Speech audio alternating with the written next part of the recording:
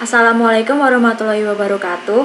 Kami dari kelompok struktur data akan mempresentasikan hasil pembuatan program Python yang menerapkan konsep array, yaitu linked list, stack, queue, binary tree, dan graph. Sebelumnya, kami akan memperkenalkan diri terlebih dahulu.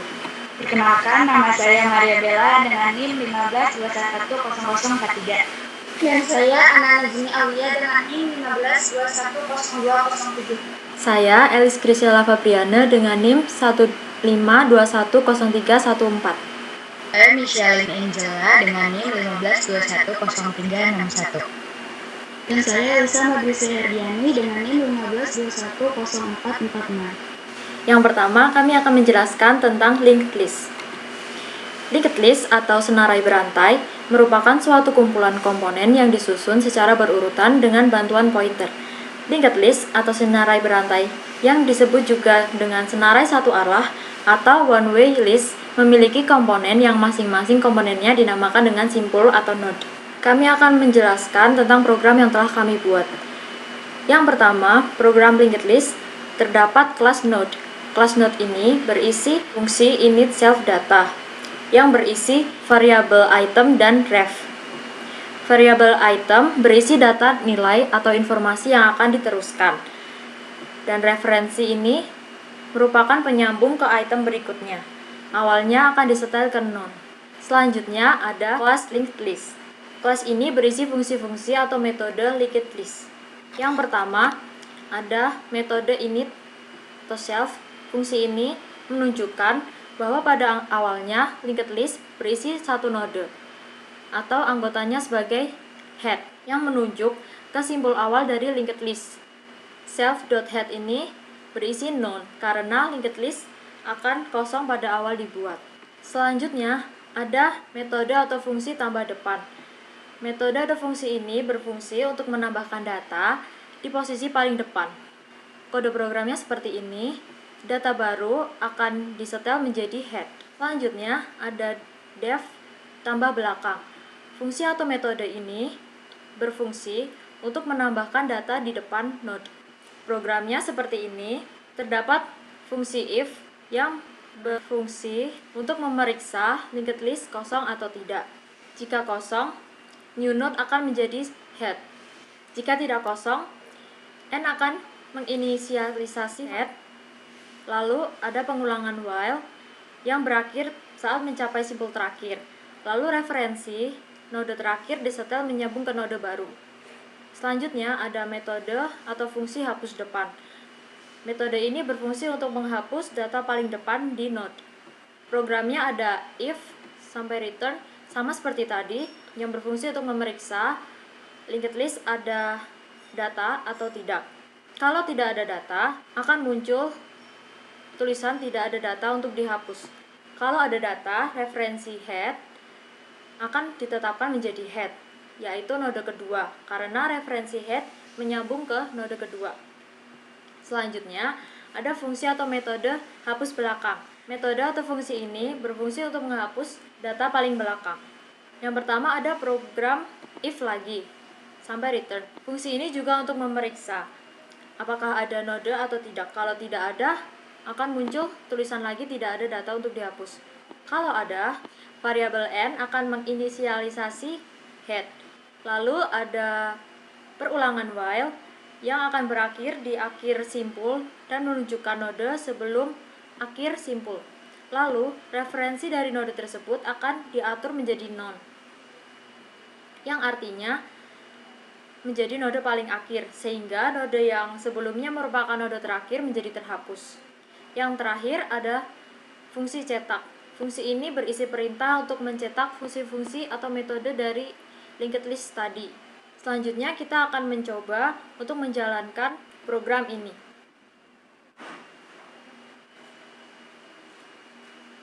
Oke. Output dari program yang telah kami buat akan menjadi seperti ini. Yang pertama ada program untuk menambah item 10 di awal, seperti ini. Karena dari awal linked list-nya kosong, jadi item 10 menjadi cuma satu. Selanjutnya ada menambah item 8 di awal. Dan item 8 menjadi di depan dari item 10. Selanjutnya ada program untuk tambah belakang 6 di akhir. Output programnya menjadi seperti ini. Item 6 di akhir ditambahkan jadi di belakang item 10. Dan sama seperti item 7 di akhir. Item 7 telah ditambah di belakang item 6 dan item 7 ini merupakan tail. Yang selanjutnya adalah program untuk menghapus item di awal. Item 8 ini menjadi hilang. Selanjutnya yang terakhir adalah menghapus item di akhir. Dengan adanya perintah ini, hapus belakang, maka yang sebelumnya item paling belakang adalah 7 menjadi terhapus. Demikian penjelasan dari bab linked list. Selanjutnya ada bab 2 yaitu stack. Baik, selamat pagi kepada Ibu dosen dan teman-teman kami semua. Pada kesempatan kali ini saya akan mempresentasikan konsep program stack. Nah, apa itu stack? Stack merupakan suatu order list yang dalam pemrosesannya pengambilan dan penambahan elemen hanya dilakukan pada satu ujung. Jika QW menggunakan prinsip FIFO atau first in first out, beda halnya dengan stack. Stack menggunakan prinsip LIFO atau last in first out, di mana elemen atau data yang terakhir disisipkan menjadi elemen yang paling dulu diambil. Stack juga disebut push down list. Oke, kali ini saya akan menunjukkan codingan dari stacking. Baik, saya akan mempresentasikan program stack sederhana seperti ini. Nah, apa itu stack? Stack itu adalah tumpukan kalau dalam bahasa Indonesianya. Jadi, kalau stacking itu kita adalah urutan tumpukan yang keluarnya paling akhir. Nah, misalnya saya di sini kita punya data 3, 4, 5, 6, 7, dan 8. Lalu kita ingin menambahkan atau memasukkan data baru nih di tumpukan paling belakangnya. Nah, lalu caranya bagaimana? Nah, caranya adalah dengan menggunakan fungsi append di sini. Nah, fungsi append di sini digunakan untuk menambahkan data di urutan paling belakang. Nah, jadi di sini contohnya saya menambahkan data angka 9 dan 10. Nah, nanti angka 9 dan 10-nya ini akan otomatis tertambah di data di pertama di paling belakang. Nah, lalu sekarang kita ingin mensimulasikan si stack ini yaitu dengan mengambil data di paling belakang. Jadi nanti kita buang datanya yang paling belakang. Nah, kan kita nggak tahu nih data paling akhir itu berapa. Nah, jadi saya ketik stack pop, nanti dia akan menghilangkan data paling akhir. Lalu saya print data keluar, kita run. Nah, oke, ini adalah hasil run-nya. Nah, data sekarang yaitu data kita yang pertama tadi. Lalu ada data masuknya tadi ada 9 dan 10. Jadi masuk ke sini. Terus datanya sekarang kita ada 3, 4, 5, 6, 7, 8, 9, 10. Nah, lalu kita akan mengeluarkan data paling akhir dengan stack pop ini. Nah, nanti akan data keluar yaitu data yang paling akhir yaitu 10. Jadi ada data keluar 10. Nah, jadi data sekarang kita adalah 3, 4, 5, 6, 7, 8, 9. Karena dengan menggunakan stack pop, out stack pop, kita mengeluarkan data yang paling akhir. Nah, jadi ini adalah fungsi dari teknik stacking.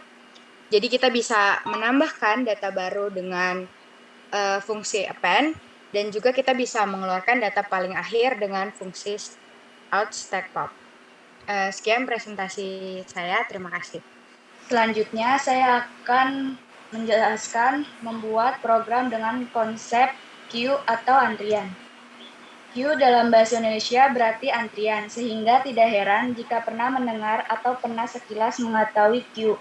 Pada dasarnya, struktur data queue ini tidak jauh berbeda dengan stack, karena beberapa bagian queue memiliki kemiripan dengan stack. Hanya saja struktur data queue ini memiliki sifat atau prinsip FIFO first in first out, yang artinya pertama masuk, pertama keluar. Nah, ini contoh codingan dari queue sederhananya. Yang pertama yaitu ada from collection import the queue. Collection-nya yaitu library, importnya yaitu the queue. Queue, sekarang kita tambahin queue. Fungsinya bisa untuk menambah dan mengurangi di depannya. Sama kayak list, saya akan menambahkan data. saya menggunakan append, yaitu Q titik append yaitu 6, print data masuknya yaitu 6. Print data sekarang yaitu Q append-nya yaitu 7 sama kayak tadi, seperti ini. Terus kita mengurangi antrian. Namanya antrian yaitu yang dikeluarkan bukan yang 7, tapi yang 6, yang di depannya. Di sini saya pakai out sama dengan Q titik pop left. Pop left itu dia kan left di belakang dari kirinya, left-nya. Print data sekarang out, print data sekarang Q. Sekarang kita run. Data sekarang DQ-nya yaitu 1, 2, 3, 4, 5 ini. Terus data masuknya 6. Terus data masuk sekarang DQ 1, 2, 3, 5, 6. Data masuknya 7. Terus kita keluarkan 1, yaitu data sekarangnya 2, 3, 4, 5, 6, 7. Sekian dari saya, kurang lebihnya mohon maaf. Oke, selanjutnya yaitu saya akan menjelaskan binary tree. Apa sih binary tree itu? Binary tree merupakan konsep penyimpanan data di mana di data tersebut disimpan dalam bentuk tree atau pohon yang setiap node-nya terdapat memiliki anak maksimal 2 node. Secara khusus, anaknya dinamakan kiri dan kanan. Sedangkan definisi dari tree atau pohon itu sendiri adalah termasuk struktur non-linear yang didefinisikan sebagai data yang terorganisir dari suatu sistem informasi cabang yang saling terkait. Baik, selanjutnya saya akan menjelaskan program binary tree dalam bahasa Python.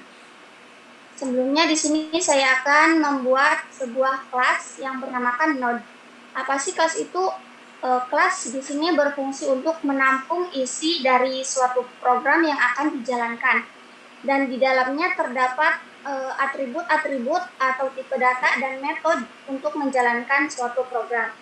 Nah, di sini saya akan menggunakan metode definite yang di dalamnya terdapat parameter self dan data. Self berfungsi untuk memanggil dirinya sendiri, sedangkan data untuk memasukkan sebuah nilai. Kemudian self.write sama dengan none. Ini merupakan nama dari sebuah variabel dan none maksudnya datanya masih kosong atau nol. Nah, di sini ada komentar. Kanan lebih dari parent dan kiri kurang dari parent. Parent di sini yaitu induk dari sebuah node. Kemudian self.left sama dengan none, sama aja kayak yang di atas ketika nama dari sebuah parameter dan nilainya datanya belum dimasukkan atau masih nol, masih kosong. Selanjutnya yaitu self.data sama dengan data. Kemudian yang kedua saya menggunakan metode def insert dengan parameter self dan data. Di sini saya menggunakan percabangan nested if atau if bersarang. Jika self.data ada nilainya, maka kembali lagi kita membuat percabangan. Yang pertama, jika datanya kurang dari self.data, maka akan kita lakukan self.left is none. Ketika datanya masih kosong, maka kita lakukan self.left sama dengan node, membuat suatu objek yang bernama node yang berisikan nilai dari suatu data ini. Selain itu, maka kita panggil self.left.insert data.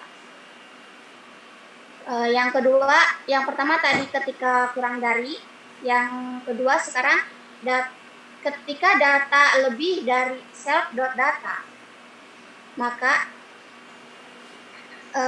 jika self.write-nya masih kosong atau belum ada nilainya, maka kita lakukan self.write sama dengan masukkan suatu objek yang bernama node yang berisi nilai dari data.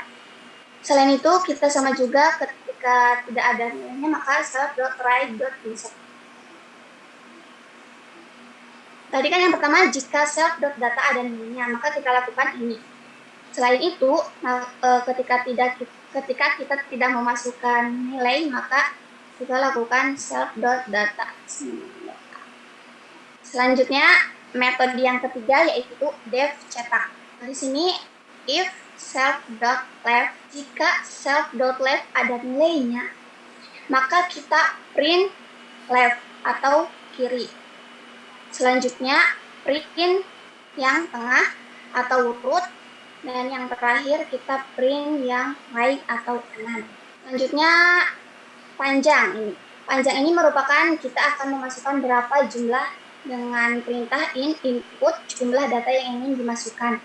Kemudian nilai root sama dengan input masukkan data atau root. Root di sini yaitu maksudnya datanya yaitu paling atas atau paling awal. Kemudian root sama dengan node atau nilai. For I in range 1, panjang dan seterusnya. Nilai sama dengan input masukkan data yang ingin kita masukkan. Root.insert nilai. Kemudian yang terakhir root.cetak, maka kita akan mencetak dari semua program yang di atas. Sekarang kita coba merunningnya. Nah, sekarang misalkan kita akan memasukkan jumlah 7 data. Nah, masukkan data root. Data root itu merupakan data yang paling atas atau paling awal. Misalkan kita masukkan 28. Data selanjutnya yaitu 35, 20, 25, 50, 22, dan 27. Nah, maka dia akan melakukan perintah mengurutkan dari yang terkecil sampai ke terbesar. Ini kan tadinya acak 28, kemudian ke besar kecil, ya berurut. Kemudian kita urutkan dengan fungsi binary tree dari yang terkecil sampai ke terbesar dengan jumlah data 7. Dari program yang tadi kita buat, sekarang kita akan buat menjadi pohon binary. Tadi kan kita memasukkan 7 data. Yang pertama 28, kemudian 35, 20, 25, 50, 22, 27. Ini yang pertama root. Root itu data yang paling awal, kita masukkan 28. Kemudian yang kedua yaitu 35. Nah, 35 itu lebih besar dari 28 atau lebih kecil? Karena 35 lebih besar dari 28, maka ditaruh di sebelah kanan root. Karena kalau lebih besar disimpannya di sebelah kanan, dan kalau lebih kecil disimpannya di sebelah kiri. Selanjutnya yaitu 20. 20 kan lebih kecil dari 28, maka kita simpan di sebelah kiri. Selanjutnya yaitu data 25. 25 lebih kecil apa lebih besar dari 28? 25 itu kan lebih kecil ya. Nah, lebih kecil dari 28, maka ditaruh di sebelah kiri. Nah, sedangkan di sini sudah ada 20, maka kita bandingkan lagi dengan 20. 25 lebih kecil apa lebih besar? Karena 25 lebih besar, maka kita taruhnya di sebelah kanan. Selanjutnya yaitu 50. 50 lebih besar dari 28. Karena di sini sudah ada 35, maka kita bandingkan lagi dengan 35. Jadi karena 50 berarti lebih besar dari 35, maka dia ditaruh di sebelah kanan 35. Selanjutnya setelah 50 data 22. 22 ini lebih kecil dari 28, maka ditaruh di sebelah kiri. Karena sudah ada 20, kita bandingkan lagi, 22 masih lebih kecil apa lebih besar? 22 karena lebih besar dari 20, maka kita taruh di sebelah kanan. Nah, di sebelah kanan masih ada lagi 25. Kita bandingkan lagi, 22 lebih kecil apa lebih besar?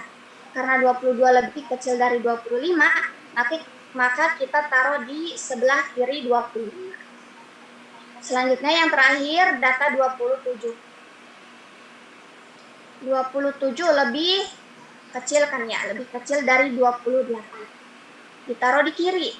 Nah, di kiri sudah ada 20, kita bandingkan lagi. Nah, 27 itu lebih besar kan ya, berarti ditaruh di sebelah kanan. Bandingkan lagi dengan 25, masih lebih besar, maka kita taruh lagi di sebelah kanannya 25. Jadi seperti itu, intinya kalau lebih besar dari root, maka kita simpan di sebelah kanan. Ketika lebih kecil, maka kita taruh di sebelah kiri. Nah, ini namanya root karena paling pertama. Kemudian ini 20 sama 35 itu disebut siblings. Kemudian yang ini parent node dan yang terakhir ini child node. Nah, ini 25 ini memiliki anak dua yaitu 25 dan 27. Mungkin hanya itu yang bisa saya jelaskan dari program binary tree. Oke, kali ini saya akan merepresentasikan tentang graph. Graf adalah kumpulan node atau simpul di dalam bidang dua dimensi yang dihubungkan dengan sekumpulan garis atau sisi. Graf dapat digunakan untuk merepresentasikan objek-objek diskrit dan hubungan antara objek-objek tersebut. Representasi visual dari graf adalah dengan menyatakan objek sebagai node, bulatan atau titik yang disebut vertex. Sedangkan hubungan antara objek dinyatakan dengan garis atau edge. Terdapat beberapa istilah yang berkaitan dengan graf, yaitu vertex, edge, adjacent, degree, dan path. Menurut jenisnya, graf dibedakan menjadi graf berarah dan graf tidak berarah. Sedangkan dari metode pencarian vertex dibedakan menjadi depth first search atau DFS dan breadth first search atau BFS. Oke, kali ini adalah representasi dari kode-kodenya ke dalam program Python. Di sini adalah graf untuk menentukan rute tercepat dari suatu perjalanan. Di sini kami sudah membuat graf yang dibuat ke dalam dictionary. Sebelumnya kita mendapatkan rutenya dari di sini. Perjalanan, di sini terlihat Brebes, Tegal, dan Slawi itu nyambung.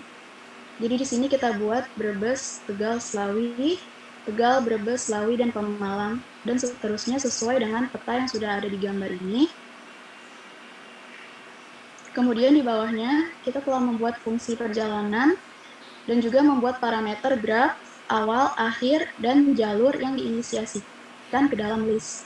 Kemudian, kita membuat parameter jalur sama dengan jalur ditambah list awal. If awal sama dengan akhir, maka return ke jalur. Jadi, jika awal di sini misalnya Brebes, kemudian akhir juga Brebes, maka akan menghasilkan jalur yang tadi juga ke dalam return ini. If not awal in graph, maka return merupakan list yang dari sini. Kemudian di sini kita membuat variabel seluruh jalur juga diinisiasikan ke dalam list. Di sini kita membuat perulangan for x in graph awal. If x not in jalur, maka kita membuat variabel baru yaitu rute dengan memasukkan function perjalanan yang berisikan parameter graph, x, akhir, dan jalur. For rute baru, di sini kita membuat variabel rute baru in rute, maka akan mencetak dari variabel seluruh jalur .append rute baru. Di sini append akan berfungsi untuk menambahkan rute baru, maka return seluruh jalur. Seluruh jalur akan ditampilkan di fungsi yang return ini. Kemudian di bawahnya ada fungsi jumlah rute dengan parameter jumlah. Rute sama dengan, tanda ini adalah untuk menginisiasikan string. Kita membuat perulangan for x in range 0, len dalam kurung parameter jumlah. Len ini adalah panjangnya jumlah. If x lebih kecil, len jumlah kurang 1. Jika x lebih kecil dari panjang jumlah dikurang 1, maka variabel rute ditambah sama dengan jumlah x. Sebaliknya, else rute ditambah sama dengan jumlah return rute. Di sini berarti jika lebih besar. Jika di sini lebih kecil, berarti ini lebih besar. Kemudian di bawahnya, kita membuat variabel tempat awal dan tempat akhir dengan string input, memasukkan kota asal dan juga memasukkan kota tujuan. Di bawahnya kita membuat variabel pencarian dengan function perjalanan dan juga parameter graph, tempat awal dan tempat akhir yang sudah ada di sini. Kemudian print jumlah rute, kemudian function dari pencarian. Print ini adalah kosong saja untuk spasi. Kemudian ada min variabel dengan variabel pencarian sama dengan dalam list 0 dan juga maksimal dengan list kosong. Kita membuat perulangan for x in pencarian jika len x lebih kecil ln min, maka X tersebut adalah min. Elif ln X lebih besar dari ln max, maka akan mencetak maksimal X. Di sini kita membuat variabel R untuk menginisiasikan rute. Rute tercepat, jumlah rute, kemudian minimal. Jika rute tercepat berarti akan menggunakan yang minimal, sebaliknya jika rute terlambat akan mencetak jumlah rute yang maksimal atau terbanyak. Di bawahnya akan mencetak daftar rute yang akan dilewati. Untuk mencetak daftar rute yang akan dilewati akan berada di fungsi yang ini. Kita membuat perulangan for x in range print x. For x in range 0, line pencarian, panjang pencarian, print rute X ditambah 1. Kenapa X ditambah 1? Karena di Python akan dimulai dari 0. Makanya kita tambahkan X tambah 1 agar dimulai dari nomor 1. Kemudian print jumlah rute dari function dan juga variabel pencarian X. Di sini print hanya untuk spasi. Kita akan mencoba untuk menjalankan programnya.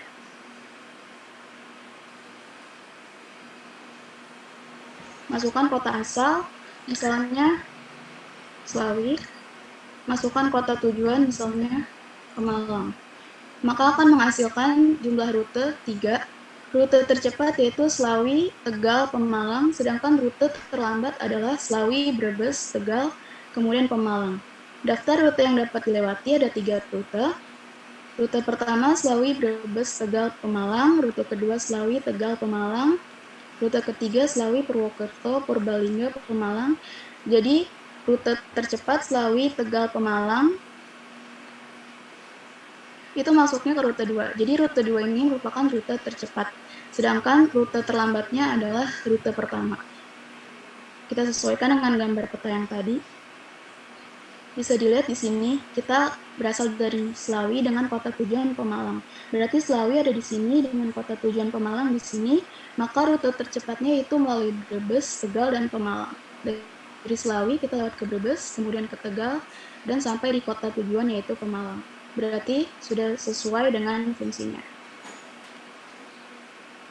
Kurang lebihnya mohon maaf, sekian. Baiklah, sekian presentasi dari kelompok kami. Terima kasih.